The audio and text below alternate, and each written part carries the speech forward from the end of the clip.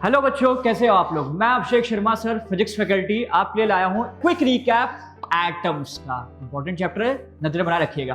Atoms में जैसा कि आप जानते हैं रदरफोर्ड अल्फा पार्टिकल स्कैटरिंग की बात की जाती है। रदरफोर्ड अल्फा पार्टिकल स्कैटरिंग में आपको क्या निकालना है, क्या निकालना आना चाहिए, नंबर ऑफ पार्टिकल स्कैटर्ड। ठीक है, अब यहाँ पे number of particle scattered is proportional to 1 by sin की पावर 4 थीटा बाय 2। यहाँ पे थीटा क्या है, थीटा आपका एंगल ऑफ डेविएशन है, कहाँ डेविएट हो रहा है। इसके तर्ज पे आप जो है नंबर ऑफ स्कैटर्ड पार्टिकल निकाल सकते हैं यहाँ पे। उसके बाद आती है distance of closest approach. Distance of closest approach का क्या मतलब है कि आपका न्यूक्लियस, जो एटम का न्यूक्लियस है, अल्फा पार्टिकल आपने दागा है, एटम के न्यूक्लियस के कितना क्लोज आपका अल्फा पार्टिकल जा पा रहा है, that is the distance of closest approach. इसी की तर्ज पे रदरफोर्ड ने न्यूक्लियस का रेडियस भी निकाला। ठीक है, यहाँ पे किस तरह से निकाला था, अल्फा पार्टिकल के पास काइनेटिक एनर्जी है ½ mv²। इसको इक्वेट करोगे आप, जब वो क्लोजेस्ट अप्रोच के पास पहुंचेगा तो सारी काइनेटिक एनर्जी किसमें कन्वर्ट हो जाएगी, पोटेंशियल एनर्जी में कन्वर्ट हो जाएगी। k q1 q2 अपॉन में r नॉट। r नॉट यहाँ पे क्या है, r नॉट यहाँ पे आपका डिस्टेंस ऑफ क्लोजेस्ट अप्रोच है। इंपॉर्टेंट है, तरीका याद रखना। ठीक है, अब आगे आते हैं। आगे में इंपैक्ट पैरामीटर की भी बात कर ली जाती है। इंपैक्ट पैरामीटर आप कैसे निकालते हो,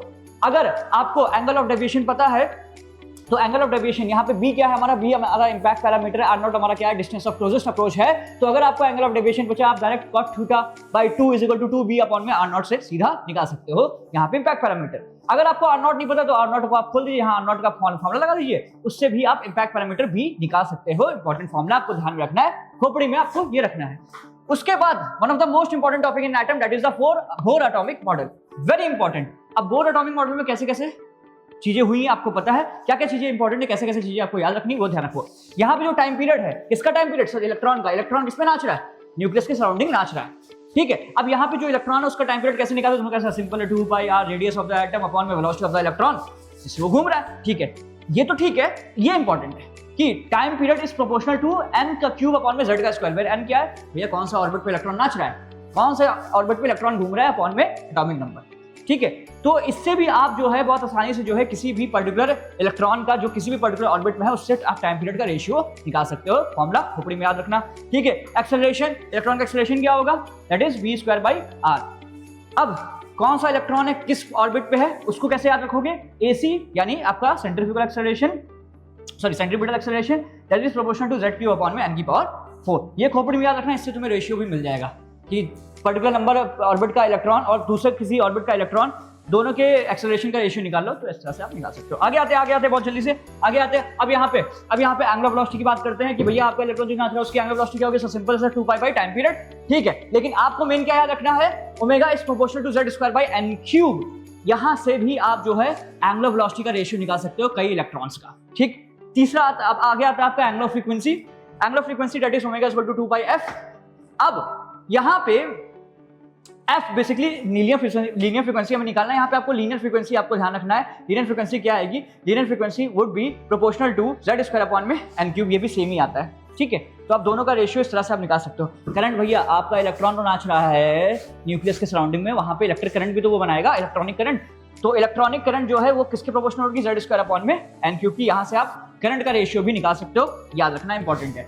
मैग्नेटिक डाइपोल मोमेंट, अब यहाँ पे एटम एक डाइपोल मोमेंट की तरह भी काम करता है। क्यों, क्योंकि एटम में इलेक्ट्रॉन जो है रिवॉल्व कर रहा है यानी करंट बना रहा है, और करंट बना रहा है तो मैग्नेटिक फील्ड बनाएगी। यहाँ पे एक मैग्नेट, एक शॉर्ट बाहर मैग्नेटिक का बिहेव करेगा, which is called as magnetic dipole moment.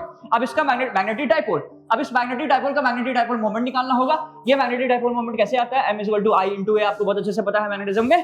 ठीक है, इसको हम खोल सकते हैं ev/2r इंटू में πr², दैट इज ev/2। ये आपको खोपड़ी में याद रखना है। ठीक है, अब यहाँ पे एक और चीज बहुत इंपॉर्टेंट है, relation between magnetic moment and angular momentum. Magnetic moment and angular momentum, ये आपको याद रखना है। तो यहाँ पे आपको एक चीज याद रखनी है कि जो मैग्नेटिक फील्ड है that is would be proportional to 1 upon n⁵। छोटा सा चीज है, याद रखना है। Magnetic moment ev/2 equals to e into l upon में 2m। वेर यहाँ पे l क्या है, यही l पे क्या है आपका एंगुलर मोमेंटम। आपको ये याद रखना है, मैग्नेटिक मोमेंट और एंगुलर मोमेंटम के बीच में छोटा सा रिलेशन जिसको हम बोर मैग्नेटॉन भी कहते हैं। m equals to -e upon में 2m l वेक्टर। ठीक है, अच्छा अब यहाँ पे रेडिएशन एनर्जी की बात कर लेते हैं। Important radiation energy. Radiation energy का मतलब क्या है? सिंपल है सर, किसी भी हायर ऑर्बिट से लोअर ऑर्बिट में अगर इलेक्ट्रॉन फांदता है तो एनर्जी फोटोन रिलीज करता है। अब ये फोटोन की जो एनर्जी, ये जो फोटोन है इसकी कुछ एनर्जी है, यही रेडिएशन जो है रिलीज हो रहा है। अब इसमें जो है इस रेडिएशन की वेवलेंथ निकालने को पूछ लेता है। अब मैंने कह दिया यहाँ पे n1 आपका इनिशियल ऑर्बिट है, n2 आपका फाइनल ऑर्बिट है। अगर n1 से n2 में इलेक्ट्रॉन कूद रहा है तो कुछ फोटोन रिलीज किया होगा, उस फोटोन की कुछ एनर्जी होगी, उस फोटोन की कुछ वेवलेंथ होगी। वो वेवलेंथ कैसे निकालेंगे? 1/λ = 20.6 z² अपॉन में hc in bracket 1/n1² minus में 1/n2²। ये आपको याद होना चाहिए। दूसरा यहाँ पे एक चीज और आएगी अभी, आर यहाँ पे क्या है? रिडबर्ग कांस्टेंट है जिसकी वैल्यू होती है 1.097 × 10⁷ याद रखना। खोपड़ी में इसके न्यूमेरिकल बहुत बनते हैं। आगे आते हैं, अब आगे हम बात करते हैं एनर्जी लेवल डायग्राम की। एनर्जी लेवल डायग्राम में भैया नंबर ऑफ स्पेक्ट्रल लाइन निकालने को पूछता है, नंबर ऑफ स्पेक्ट्रल लाइंस निकालने को पूछता है।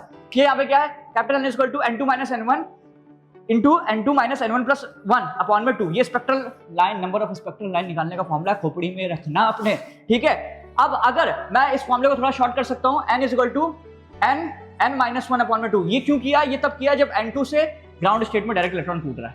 किसी भी n2 ऑर्बिट से, n2 मतलब किसी भी n से ग्राउंड स्टेट में अगर इलेक्ट्रॉन कूद रहा है तो आप number of spectral line direct ऐसे निकाल सकते हो, ठीक है। अब एटम्स में रिकॉइलिंग ऑफ एटम में आपको क्या क्या ध्यान रखना है? रिकॉइलिंग ऑफ एटम मतलब कोई भी एक पार्टिकल आके किसी भी एटम से टकराता है तो वहां पे मोमेंटम ट्रांसफर करता है, इंटरेक्ट करता है एटम, यहाँ पे इसको रिकॉइलिंग कहते हैं।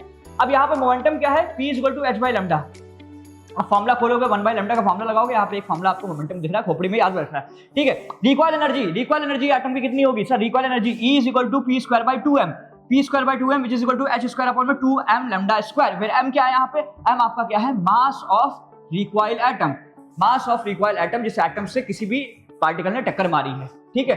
अब यहाँ पे हाइड्रोजन स्पेक्ट्रम भैया बहुत इंपॉर्टेंट खोपड़ी में याद रखना। अब हाइड्रोजन स्पेक्ट्रम में एक चीज आपको याद रखना है, अगर आपका एनर्जी रेडिएशन निकलता है किसी भी इलेक्ट्रॉन को हायर ऑर्बिट से लोअर ऑर्बिट जब आता है तो एनर्जी रेडिएट होती है, उसकी वेवलेंथ जो होती है। अब मिनिमम वेवलेंथ कब मिलेगी? जब एनर्जी क्या होगी? मैक्सिमम। एनर्जी मैक्सिमम कब होगी? जब n2 इन्फिनिटी से इलेक्ट्रॉन सीधा ग्राउंड स्टेट में कूदेगा तो आपको, मतलब किसी भी n1 में कूदे तो आपको जो है लैम्डा जो है मिनिमम मिलेगा, वेवलेंथ जो है मिनिमम मिलेगी। मैक्सिमम वेवलेंथ कब मिलेगी? जब एनर्जी मिनिमम होगी।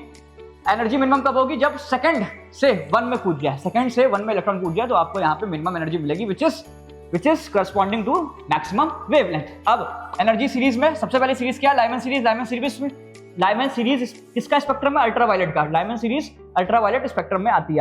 यहाँ पे मिनिमम वेवलेंथ कितनी आएगी? मिनिमम वेवलेंथ आएगी 1/r = 912 एंगस्ट्रॉम, 912 एंगस्ट्रॉम। और मैक्सिमम वेवलेंथ इसमें लाइमन सीरीज में कितनी आती है? 4/3r खोपड़ी में आता है = 1216 एंगस्ट्रॉम, ठीक है। आगे आते हैं जल्दी से, आगे आते हैं। यहाँ पे बाल्मर सीरीज है। बाल्मर सीरीज किसका स्पेक्ट्रम है? विजिबल स्पेक्ट्रम है। यहाँ पे मतलब जो एनर्जी रेडिएट होगी वो विजिबल स्पेक्ट्रम में लाई करेगी। यहाँ पे जो मिनिमम वेवलेंथ आती है वो आती है 4/r = 3648 एंगस्ट्रॉम। मैक्सिमम कितनी आती है? 36/5r 656 एंगस्ट्रॉम, ठीक है। पास्शियन सीरीज इंफ्रारेड रेडिएशन देता है। इसमें क्या है? मिनिमम वेवलेंथ क्या आएगी? 9/r = 8208 angstrom. ये वैसे आपको याद करने की जरूरत नहीं, आप ये चीज याद कर लेना, ठीक है। लैम्डा मैक्स क्या है? 144 अपॉन में 7r। और आपको वो number it is not necessary to remember this particular thing, but आपको ये चीजें याद रखनी है, ठीक है। उसके बाद आता है ब्रैकेट सीरीज। ब्रैकेट सीरीज भी इंफ्रारेड रेडिएशन देता है। यहाँ पे इसका मिनिमम वेवलेंथ कितना है? 16/r, मैक्सिमम कितना है? 400/r। ये आपके सामने स्पेक्ट्रल सीरीज है हाइड्रोजन एटम का। तो यहाँ पे आप देख पा रहे हो किसी भी हायर ऑर्बिट से अगर डायरेक्ट आप ग्राउंड स्टेट में कूद रहे हो तो यहाँ पे ऐसी सीरीज का रेडिएशन क्या लगेगा? Lyman series which is ultraviolet radiation, ठीक है। अगर यहाँ पे हायर ऑर्बिट से सेकंड स्टेट पे, अगर सेकंड स्टेट में इलेक्ट्रॉन फांदता है, डायरेक्ट फांदता है, तो यहाँ पे जो रेडिएशन निकलेगा that is of Balmer series and having visible spectrum. Paschen में क्या है? किसी भी हायर ऑर्बिट से थर्ड पे डायरेक्ट इलेक्ट्रॉन कूद रहा है तो यहाँ पे जो रेडिएशन निकलेगा which is called as Paschen and lies in infrared radiation. Similarly bracket, किसी भी हायर स्टेट से डायरेक्ट आप 4 नंबर ऑफ स्टेट पे कूद रहे हो तो यहाँ पे आपको जो एनर्जी रेडिएशन मिलेगा वो लाई करेगा ब्रैकेट सीरीज में।